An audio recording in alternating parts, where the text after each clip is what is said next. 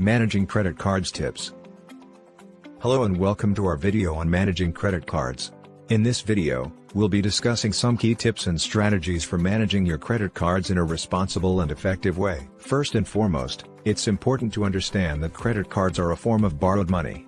This means that when you use a credit card, you are borrowing money from the credit card issuer, and you will be expected to pay it back with interest. One of the most important things you can do to manage your credit cards is to make sure you pay your bills on time. Late payments can result in late fees and can damage your credit score. It's a good idea to set up automatic payments or reminders to ensure you never miss a payment. Another important aspect of managing credit cards is staying within your credit limit. This means not spending more money than you are able to pay back. Going over your credit limit can result in additional fees and can also damage your credit score. It's also important to keep an eye on your credit utilization, which is the amount of credit you are using compared to the total credit available to you. Ideally, you want to keep your credit utilization below 30%.